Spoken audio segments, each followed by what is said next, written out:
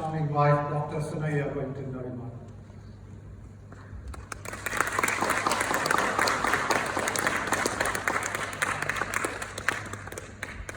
They are an inspiring team, and we at the ZTFE are honored to be with them in their presence, especially since they only arrived in the UK from the United States last night. So we are indeed privileged that Rohinton Nariman readily agreed to speak with us today. Justice Nariman is an invaluable asset to the world, having added value in various fields.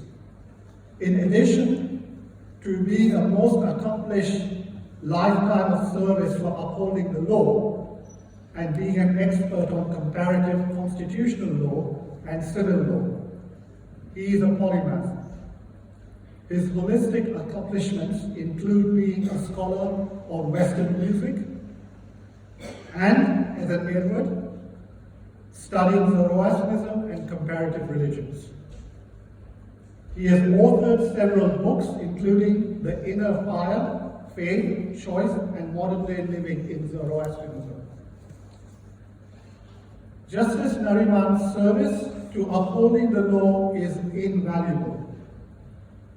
He is a distinguished retired judge of the Supreme Court of India, having served from 2014 to 2021.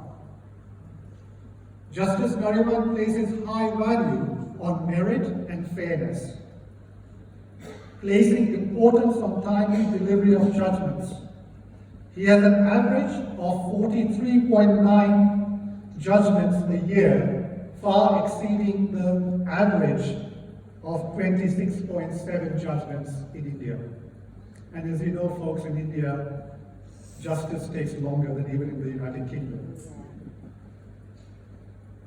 He served as a Solicitor General of India from 2011 to 2013 and was the youngest advocate at the age of 37, focusing primarily on commercial law. Incidentally, the rules had to be amended to enable him to serve at just 37 years. As I mentioned, he is a polymath and has a tremendous memory. His lectures are informative and inspiring, his style being both deliberate and detailed. His speeches only awaken the mind and stoke our inner fire. He has also begun his own YouTube channel in 2021, sharing his talks of knowledge.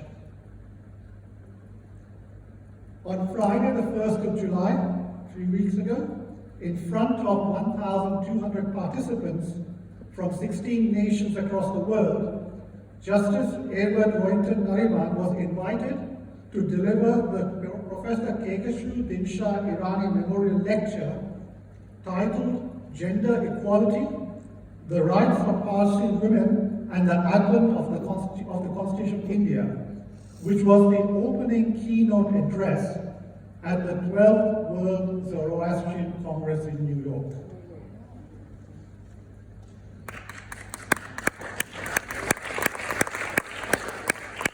The very next day, the 2nd of July, his parents, Padma Vibhushan Pali Sam Nariman and his late mother, Bepsi Nariman, were awarded the iconic Zartushti Award at the 12th World Zoroastrian Congress Award Ceremony. The award to Padma Vibhushan Pali Sam Nariman and his late mother Bepsi F. Nariman was received on their behalf by the granddaughter Khurshid, who is Rohinton and Sanaya's daughter. Incidentally, Padma Vibhushan is the second highest civilian honor in India. The 93-year-old Padma Vibhushan Pali Nariman is a designated senior advocate of the Supreme Court of India and was elected President of the Bar Association of India from 1991 to 2010. He has served in many capacities and received several honors in India and internationally. I should mention when Justice Rohinton entered through our door, there's few people came up to him and introduced him and said, your father did such and such case, he fought such and such case for us. And incidentally, we all know because of COVID that in the Towers of Silence, it was difficult to consign the body for quite some time, and sort of Advocate Sam Nariman was one of the key people instrumental in persuading the Supreme Court of India to overturn that sort of edict. And now, of course, with special sort of amendments, in the Towers of Silence in Mumbai, Ahmedabad, Navsari and other places, the Zoroastrians who have passed away, sadly because of COVID, their bodies can be consigned there. Previously they had to be cremated. Late Mepsi Fali Nariman was President Emeritus of the Delhi Commonwealth Women's Association. She was also the author and several popular cookbooks in Parsi cuisine. And incidentally, when I was a student quite a few decades ago at university, Mepsi Auntie's cookbook was one of the few Parsi cookbooks available in UK bookshops at that time. Wow. In the late 1990s, ZTF was honored to welcome Fali and Mepsi Nariman at the Old Zoroastrian House in West Hampstead, where Edward Fali spoke on the Gathas of Zarathustra. Today, we welcome the equally remarkable son, Justice Rohinton Nariman, who will enlighten us on Zoroastrianism in other world religions. Thank you.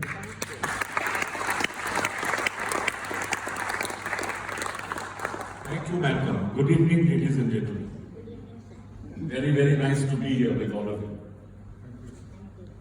1879 was a very interesting and important year from our point of view because the Cyrus cylinder was discovered in that year. Now, all of you must have heard of the Cyrus cylinder. It was an exhibit here in the British Museum. And it is important because it spoke of a king who lives up 2,500 years ago. This king said that he entered Babylon not as a conqueror but as a liberator. This is important. So the first part is as to how he bows to their god Marduk. He doesn't impose his faith on them. And in the second part, he speaks of the ill that was done by Nabonidus, who was the previous emperor. And then he goes on to say that I have done a lot in terms of restoring the people back to their faith, back to where they were before Nabonidus came and interfered with them. And of course that I have done I've repaired walls, etc. But the important thing of this cylinder is that it tells us a lot about the kind of man Cyrus was. Now, Cyrus obviously prayed to Ahura Mazda, as we all do. You don't find any mention of Ahura Mazda in the cylinder. Now, who is Ahura Mazda?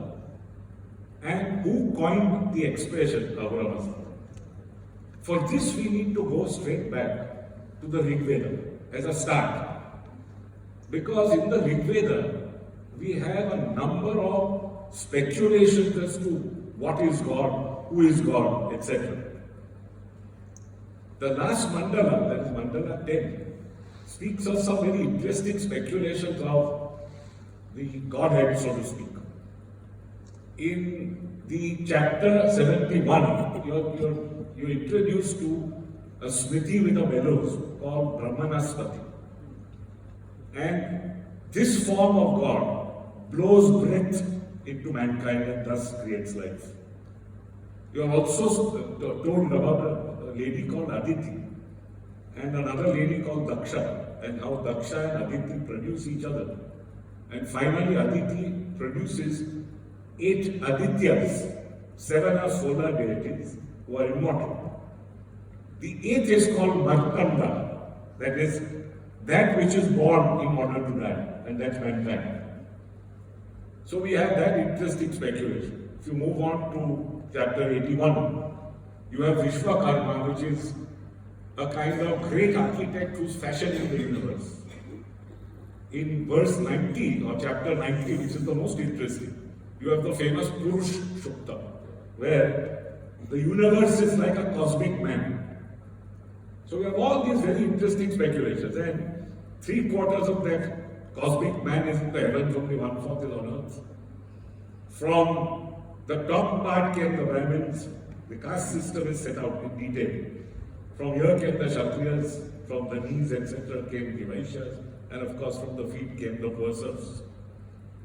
So you had this, then you had Hiranyagarbha, which was the cosmic egg in chapter 121. And finally you come to something like Ahura Mazda in 129, which says that one existed by himself. The concept of an uncreated being, very interesting. And it existed by itself when there was nothingness and there was not even nothingness. So it existed by itself. First came desire, and from desire came the gods, and from the gods came mankind. And then it ends on a very enigmatic note, which says that perhaps the gods in heaven know from whence it came, perhaps they know not. Now this was the milieu in which Zarathustra was born. Zarathustra, breaking with tradition and breaking with all these gentlemen speculations about the other world, specifically tells us that he has been given a revelation. So that is what places him apart from all these other gentlemen. All of them have been speculating on their own. Here he says, nothing has come from my mind. It has come from an outside source. That outside source is Ahura Mazda. By the way, Ahura is a Vedic term. Asura, meaning big lord. Mazda was coined by him. Mazda is broken up into two words, which mean majestic, great creator. Da is creator. So the Lord, who is the great creator, who has created everything. Now for the first time, therefore, you have in his gathas, and he tells you that this is for the first time. Nobody else has got this revelation before. For the first time, this God has revealed himself to Zarathustra. Called upon it because there is so much rapine and so much horrors going on in the world, that he has been sort of sent here to redeem it and to tell mankind why they were born here and where they are living. So Zarathustra comes. Zarathustra informs mankind for the first time about a heaven, a hell, a judgment day, a resurrection, all ideas that you find in later world religions. Now, the object of this lecture is not to dwell on what exactly Zarathustra said. The object is to tell you as to how this minuscule community to which Zoroastrianism now is reduced has actually influenced so many very, very huge world religions, including Christianity and Islam. But we begin with Judaism. There are 7 books in the Old Testament. By the way, the Old Testament has 39. There are 7 books in the Old Testament which directly deal with the Persians. The first is Chronicles, which speaks of Cyrus having been brought down on earth to help the Jews. The next is the detailed one in Ezra. Ezra was a prophet and a scribe in Israel. And Ezra tells you that King Cyrus came down on earth in order to set the Jews free from Babylon. Now we started with the Cyrus cylinder. The cylinder says nothing about Jews. But it does tell us that Cyrus's mind was the kind of mind which said that I believe in freedom first. And those who are enslaved must be set free.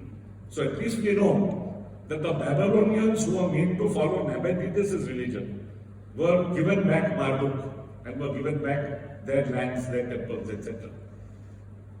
So Ezra now tells us that the same Cyrus did something even better for the Jews. Because the Jews were persons who were conquered by an emperor called Nebuchadnezzar. And the first temple that was built 1,000 years before Christ by King Solomon, David's son, was utterly destroyed by Nebuchadnezzar. and the Jews were enslaved and taken to Babylon. Now Cyrus comes, sets them free, and does much more. He promises them not only that they will go back to Jerusalem, but that he will build their temple for them with Persian funds. Cyrus goes, Cambyses comes, his son, Egypt gets annexed and becomes part of the Achaemenid Empire, and then finally Darius the Great comes. Now Ezra tells us that in Darius the Great's time, we have Jews who are petitioning the emperor and asking the emperor, what has happened to King Cyrus's promise of rebuilding our temple? So Darius says, if King Cyrus made such a promise, I am bound to enforce it. Please show us the decree. So everybody hunted for the decree, somehow it was found. And once it was found, Darius promised them that yes, I will do this. Ezra records it. And in point of fact, it was done. They say it was done in Darius' 6th year. They give you the exact time as well. So you have the second temple of the Jews, which ultimately was destroyed in 70 AD by Titus, who happened to be a Roman emperor's son and then a Roman emperor himself afterwards. This second temple was built directly from Persian funds. Also very importantly, the Jews at that point of time were ruled by the Achaemenians for about 200 odd years. And the result was that because of this kind of background, there was a split down the center. Not the kind of split we see today, because today's Jews are Sephardic, Ashkenazic, etc. But these are the much, much older Jews who were either Sadducee or Pharisee. Now, Sadducees were the Jews who believed in the old faith. Pharisees were the ones who were accused of having Zoroastrian ideas. Now, Sadducees believed in some shady place called Sheol after you departed this life. Nothing much was said about Sheol, except that it's some kind of dark place, dingy place, into which human beings land after they die. The Pharisees, for the first time, adopted the Zoroastrian reform and adopted Zarathustra's heaven, hell, your being responsible for your own deeds concept, therefore, depending upon where you land. A judgment day, which is the final cut-off day, and then all souls being resurrected. Now, the Pharisees therefore became the Jews who believed in what the Pharisees told them. And you had this massive split down the middle. You had, of course, a third community called the Essenes, who were the people of the Dead Sea Scrolls, but we won't go into them now. But what is important is that this Pharisee-Sadducee thing continues. As you all know, the Jews started with 12 tribes. Each one was founded by a son of Jacob, who was also called Israel. That's how we get the name Israel. 10 of them had disappeared. In 718 BC, when the Assyrians came down like a wolf upon the fold, the Bible tells us, these 10 disappeared off the face of the earth. 2 remain, and from those 2 we have modern day Jews. And modern day Jews, therefore, go back to being either Pharisaic or Sadducee, depending upon what they follow, so whether they go back to the old faith or this faith. So, very interestingly, therefore, Judaism is the first great world religion which believes in one God, to have been directly influenced by Zoroastrianism. In another interesting book of the Bible, Nehemiah lived in the time of Artaxerxes, who was one of the later Achaemenian kings. You must have heard that we had 3 major dynasties. We had the Achaemenians, which ruled, beginning with Cyrus the Great, say from around 550 BC, right till Alexander finished off the last Achaemenian king, Darius III, in 330. So they had a long rule of some 220 odd years. Then you had the Seleucids for some 100 odd years. And then you had 2 other major Persian dynasties You have the Parthians for about 450 years, followed by the Sasanians for another 450 years. So, we are the remnants of three huge great Persian empires, which lasted for 1100 years in all. And Zoroastrianism was the official religion. Interestingly, it was never ever imposed on subject peoples. Ever. Except once. You had an emperor called Yazdegerd II in Achaemenian times. And he forced the Armenians to become Zoroastrian. As a result of which, the backlash was they all became Nestorian Christian. Because they were forced to become Zoroastrian. But short of that, we have always been high-minded and tolerant of other great world faiths. So to come back to the Jews, we find this religion directly impacted them in the manner I have just told you. But what about Christianity and Islam? Now, Christianity, it impacts in two very interesting ways. You are told about the three magi. Now, I don't know whether you have ever been told that the three wise men spoken about, wise men, were actually magi. They were Zoroastrian priests. A magus is only a Zoroastrian priest. All three. And all three were given funny names in the 9th century, long after. Caspar, Melchior, etc. Balthazar, these were the three. But none of these names are here. They were given 900 years later. And what is important is that these three wise men, which is a mistranslation from the Hebrew, which says Magoi, specifically, there were three magi, that is Zoroastrian priests, who being master astrologers, followed a particular star, landed where Jesus was born, came with gifts of frankincense, myrrh and gold, you are told, blessed the child, and actually said that this is one of the great socials that we will expect. Now Zoroastrianism teaches you there are three great saviors like Zoroaster who will be born in very difficult times. They are named, in fact. They are called Astvat Ereta, Ukshyat Ereta, and Socios. The word Ereta is like the English word erect, straight, righteous. So, the first is called Akshyat Ereta. That is a person who brings back righteousness to mankind. The second is called Ukshvat Ereta. That is the person who makes righteousness wax. That is, spreads righteousness. And the third is Socios, who comes at the end of time and was yet to come.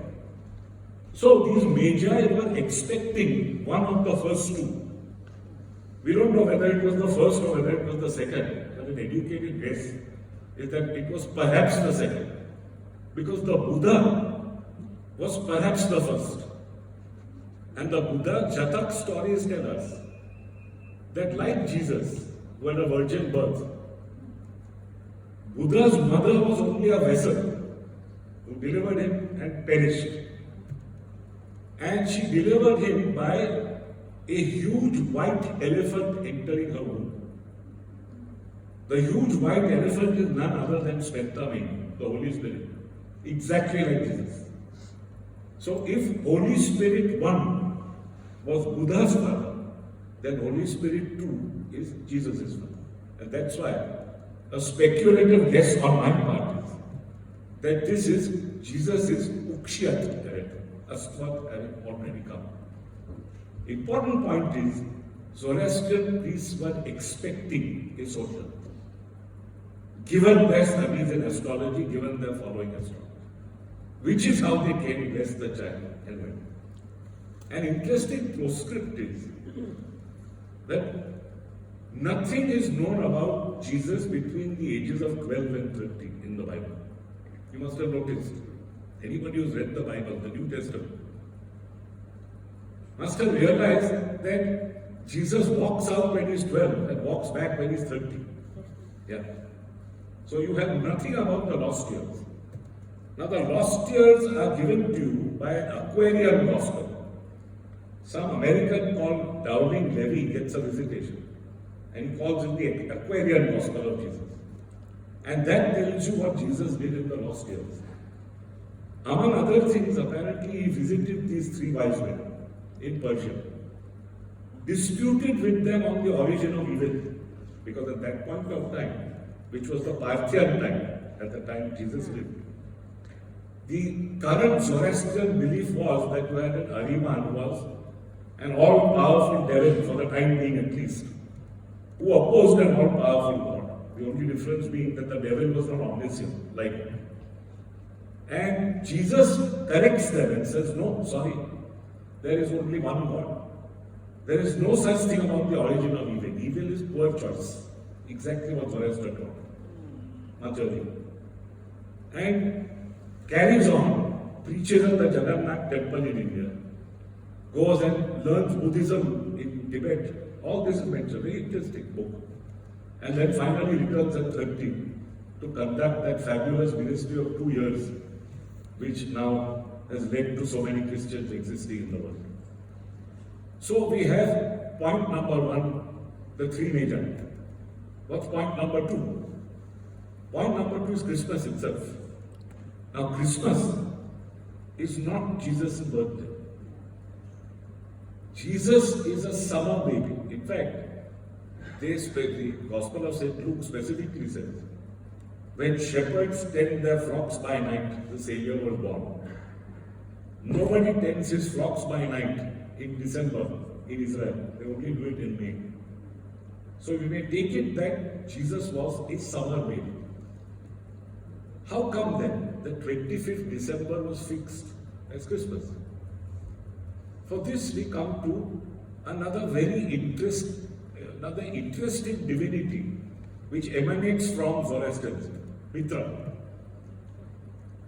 Now, Mithra, by the way, is an old Rigvedic divinity, pre-Zoroastrian. He is an Asura, which means he is an Ahura. He is described as an Ahura, a big lord. And Mithra is the person who punishes those who break their contracts. So he is a lord of ethic. Now, Zoroaster comes, throws overboard all the old Rigvedic divinities, including Mithra.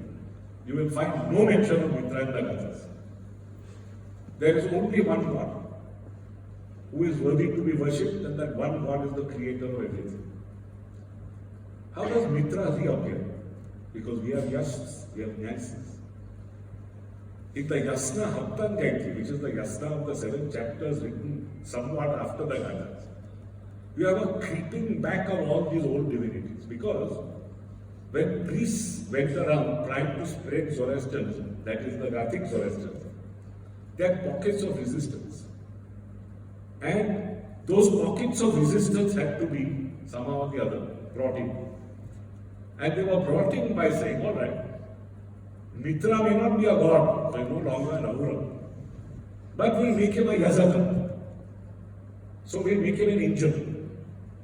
And therefore, Mithra now gets angelized and brought back into the Zoroastrian canon. Mithra was obviously a solar deity because Mithra was fire and the sun from the fire, both. So Mithra was worshipped, and much more so in Parthian times, because you find the second big dynasty I spoke of. Because in Parthian times, you find a number of kings called Mithridates. That gives you an idea. You have 7 of them. That Mithra was so important that you call yourself after Mithra. And there were obviously massive worship. There was a big worship of Mithra. So, we have the Parthian soldier worshipping Mithra. That much is established. At the Battle of Karai in 53 BC, you have the Parthians now fighting the Romans. And don't ever forget, but for the Persian Empire, the Romans would have gone east of the Euphrates. They were never allowed to go east of the Euphrates, only because of successive Persian empires. The Persians stopped them at the river Euphrates. Karai is a place way beyond the Euphrates, where a Parthian general defeated a Roman, one of the big triumvirs, Crassus. All of you have heard of Caesar Pompey, right? Crassus was the first to be named along with the two of them. And Crassus was the man who put down the Spartacus revolt. You remember the famous revolt of the slaves against the Romans in 73 BC. This man put it down. And he was a very powerful, very rich man. So the Battle of Carrhae in 53 BC, he was defeated, killed by the Parthians. And the Roman soldier, this again is an educated guess on my part, was so impressed that they borrowed Mithra from us. Because this is the god which led to victory. So, 53 BC onwards, you have the Roman soldier, started with the Roman soldier, worshipping Mithra. And you have Mithraeums all over Europe. You have one in St. Paul's. If any of you have ever seen St. Paul's Cathedral just outside, there's a little thing where it's about 10 feet deep because it was in Londinium or pre-Londinium. Yes. So you have a little Mithraeum there where Mithra was worshipped because the Romans came here, as you know. So Roman worship of Mithra then spread all over the empire.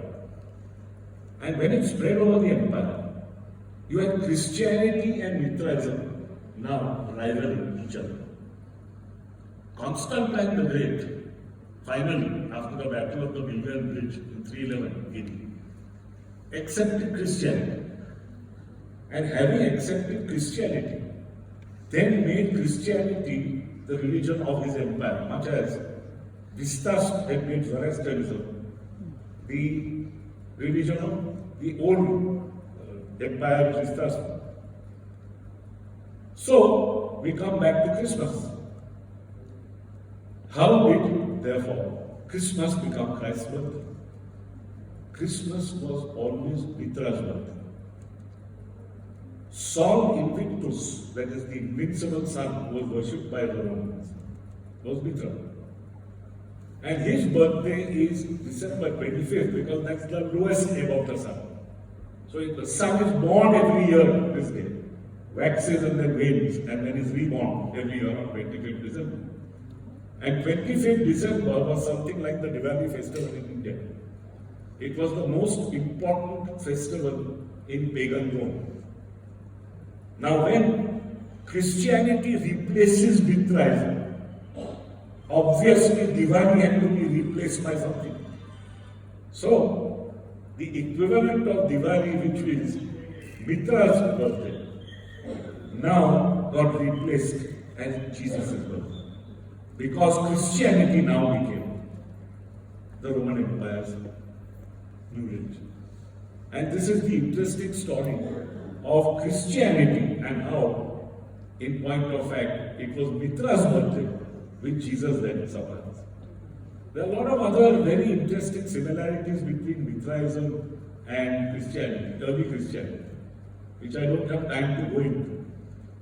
Mithra also is said to have had 12 apostles, which were the constellations. Mithra also is supposed to have been slain, just as Jesus was crucified. And there are many interesting parallels which have been dealt with by many people like Franz Dumont and Vizanaker, etc.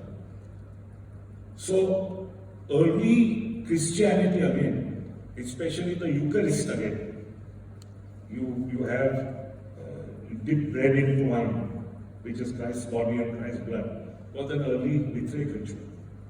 When the bull got slain, and you obviously dipped something in the bull's blood, because the bull's blood then regenerated mankind and all the plants, animals, etc.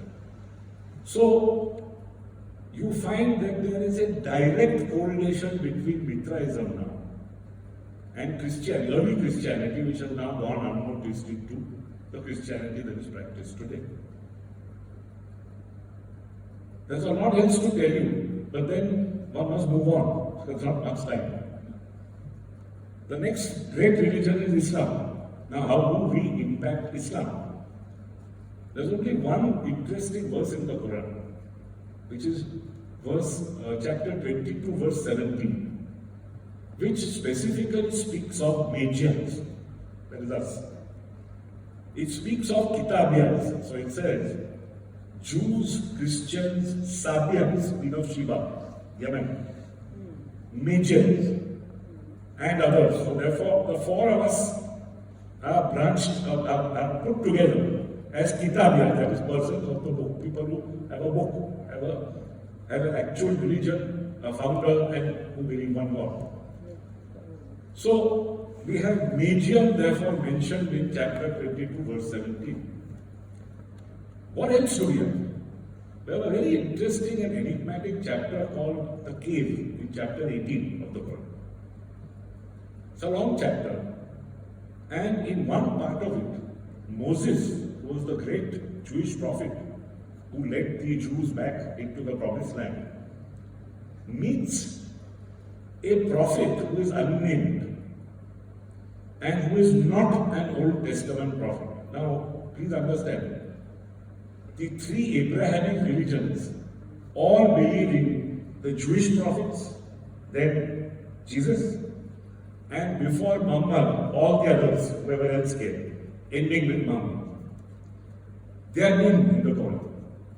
The only unnamed prophet is here. Now that's point one. This unnamed prophet lives at the time of Moses, so he had the time as well. Moses as a young man goes to him for instruction. And there are very interesting three incidents which take place. This prophet tells him that, look, you only observe what I do. Don't ask me questions, otherwise I'll have to go. So the first time that he followed this prophet, they crossed over a particular river in a boat, and the prophet bore holes in the boat and sank. So Moses said, why did you do that? He said, how to go? I told you, don't ask me, just observe. So he begged his forgiveness. They went on, took him back.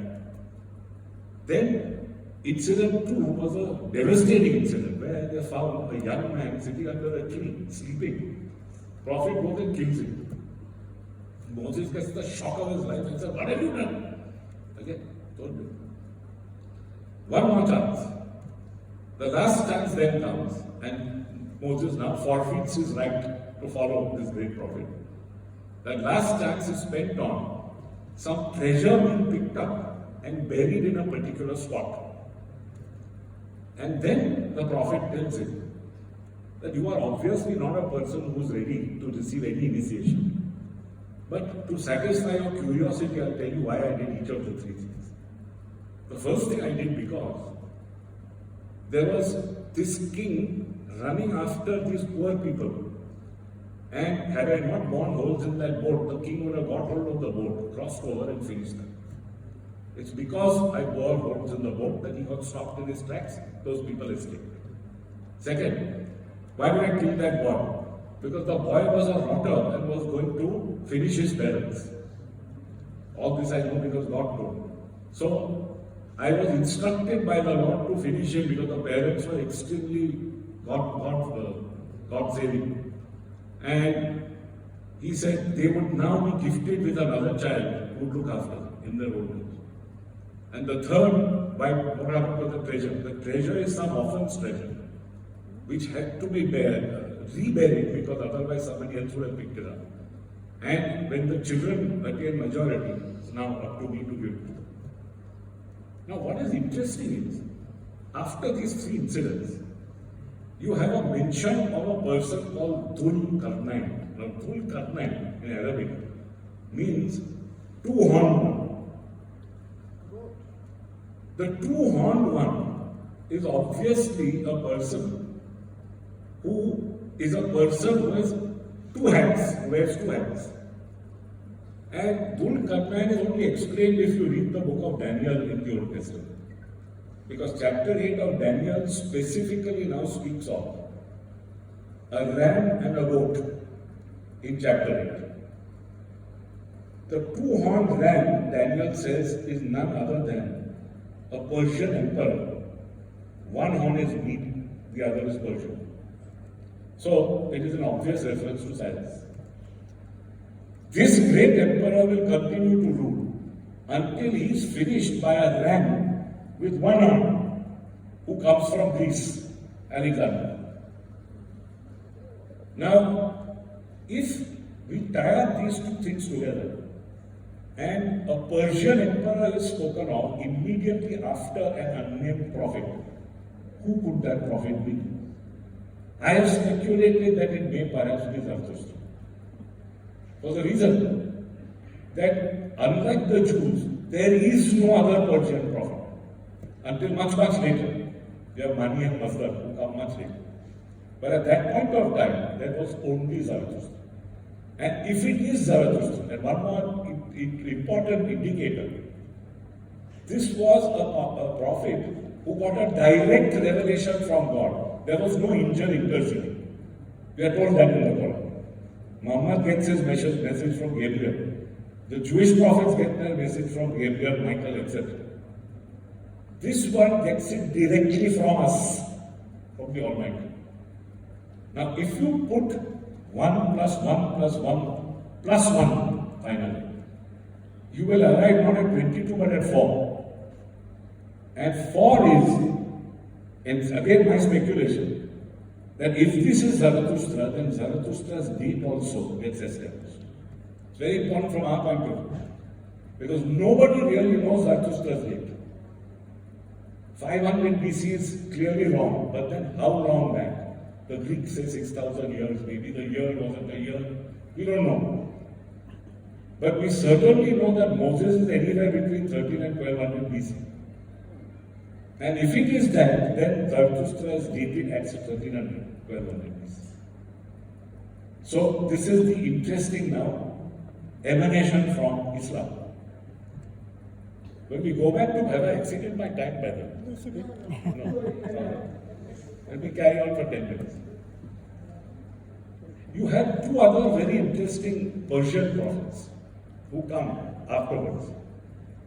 One comes in the early Sasanian period, the second comes in the late Sasanian period. And these are Mani and Mazda. Now Mani is a person who says that I am nothing but a paraclete of Jesus. That means carbon copy. And I preach the synthesis of Buddhism, Zoroastrianism and Christianity. But the synthesis that he spoke of would turn Zoroastrianism on its head, because he said there is this dichotomy between good and evil, yes. But everything spiritual is good, everything on earth is evil. Straight away, up in Zoroastrian terms. Because in the Gathas, the earth is ramioskeretic, joy-giving. Why has God created us? To give us happiness. Darius has a great, beautiful inscription, a person will say, Auramazda created man and created happiness for him. So, this turns Zoroastrianism on its head. Anyway, Mani somehow or the other was able to impress Shapur the First, who was the second great Sasanian king. I don't know if all of you have been to Iran, but there is a fantastic statue of, no, it's a Baz Vili factory in a rock, of Shapur sitting like this, sword in hand, on a huge horse. And 3 Roman emperors are under him, with his chief priest Tardive looking on. The 3 Roman emperors are Julius Philippus, one like this, then there is Gordian the third, and the third emperor, who sits like this under him. And he had defeated each one of these 3. So it is in his time that Mani preached, and Mani was tolerated. However, when his son and grandson came in, Behram I and Behram II, in Behram's time, the Magi were powerful enough to finish Mani off. So Mani died, and actually was killed. But Manichaeism continued. It was a religion which influenced a lot of people. St. Augustine, for example, in his Confessions de Arkansas, that early on he was a Manichaean. And the Cathars, Albigensians, etc., were little Christian groups, Gnostic groups, which went on into the 13th century AD, were also persons who basically had Manichaean ideas. And the Uyghurs, which are one small group in Mongolia, actually made it a state religion. So there was money. Now you have one more called Mazdak. Mazdak now preached at the time of one of our greatest Sasanian emperors, Kushu the First, Anushiravan. And it is his father that he somehow or the other convinced. And he convinced him by means of a trick. In front of a fire, he would ask a question and the fire would answer. And obviously the fire didn't answer, something else answered. And until he got caught out, he became very influential. And Kushu Anushiravan put him down. What did he preach? He was a Bolshevik. He was a communist. And not only did he preach that you would distribute property freely, you would distribute women as well. So that if some guest were to enter your house, you had to offer a wife to it. I mean, there's no concept of a wife according to Mazdak. Anyway, Mazdak, given these crazy ideas, didn't last very long. He was also king, and nothing lasted after. And now we come to the end of the talk. We come to the great emperor Akbar, here in India. Akbar had the first council of world religions ever known to mankind, which he had in the Ibadat Khana at Fatehpur Sikri. Every world religion was represented, including the Charvaks, who are some ancient Hindu group who are called materialists because they don't believe in an afterlife. So you have everybody in Akbar's court. We are told through various sources that two religions really made an enormous impression on him. One was Zoroastrianism and one was Sufism. Now, Tajuddin was the man who taught him Sufism, and Mayarji Rana was the man who taught him Zoroastrianism. This is way back in 1579. And when Mayarji Rana went to the court, he obviously impressed Akbar so much that Akbar had a fire burning continuously thereafter. He worshipped the sun. He adopted our calendar so that from Akbar down to Aurangzeb, you had Mah, Farvardin, Roj Behram, Mughal calendar.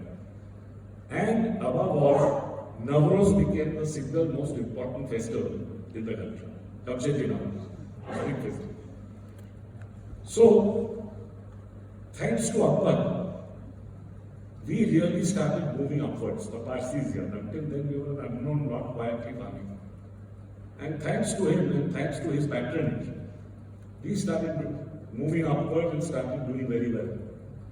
I'll share one last thing with you before I end. Akbar had something very beautiful put up at his Buland Darwaza. I know a few people have been to Fatehpur Sikri. There's a huge, massive gate which he put up to commemorate his victory in Gujarat, called the Buland Darwaza.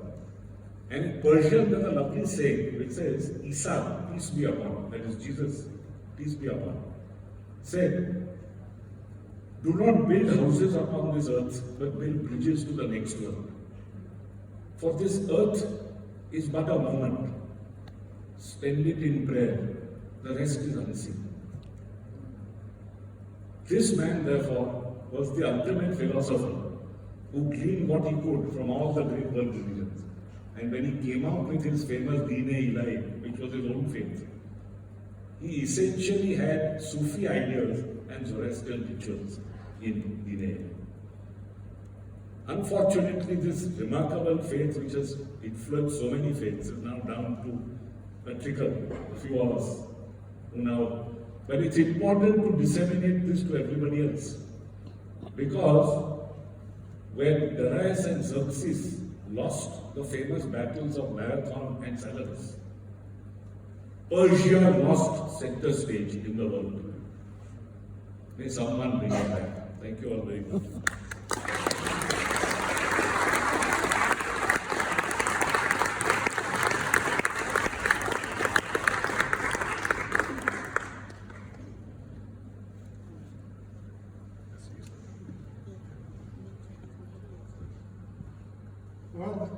Thank you very much, Justice Nariman, for wonderful, fluid, informative lecture, which has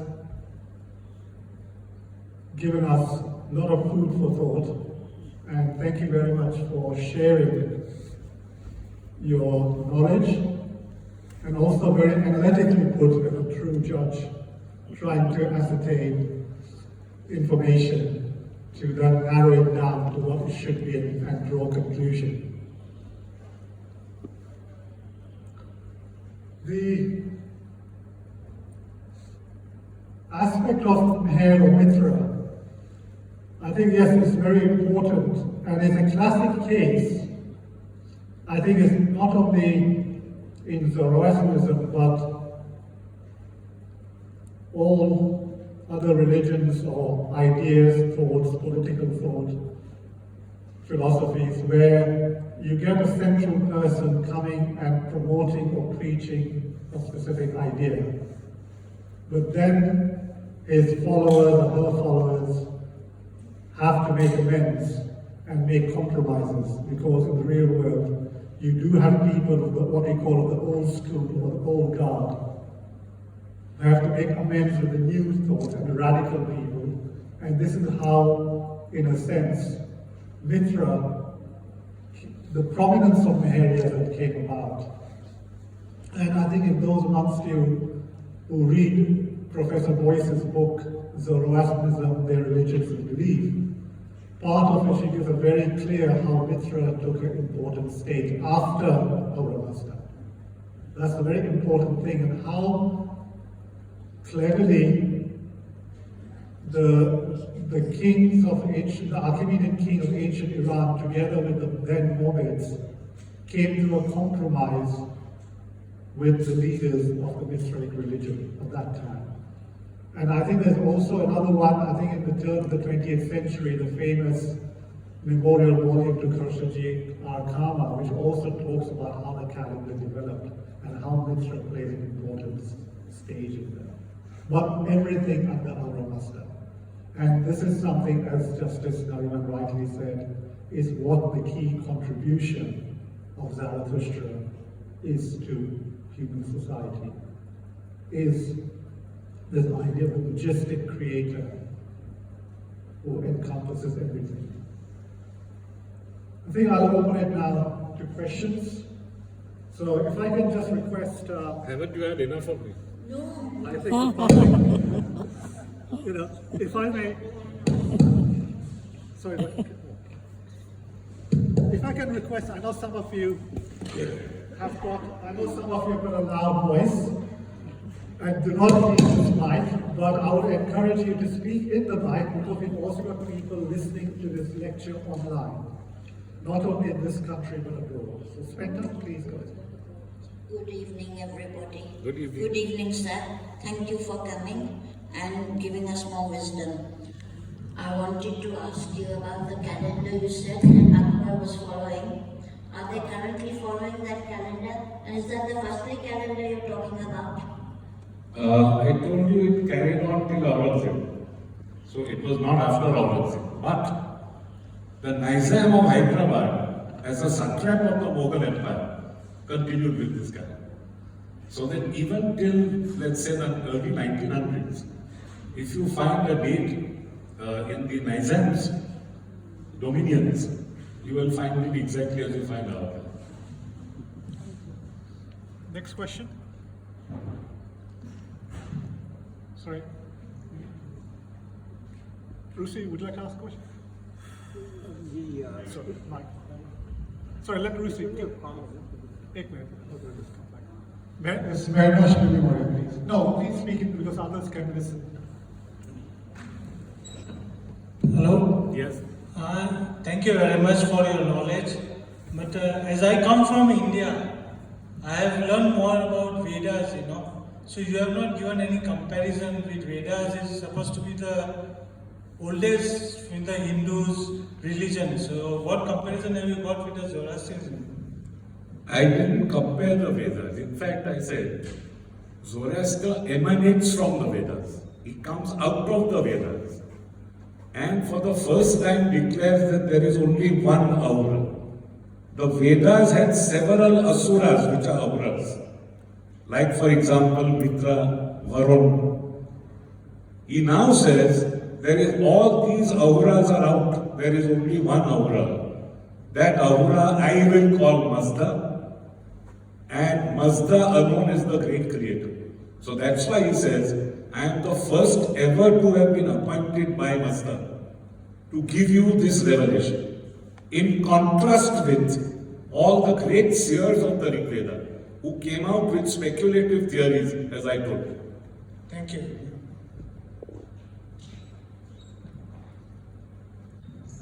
I think Lucy would like to make a comment, if I can give it, please.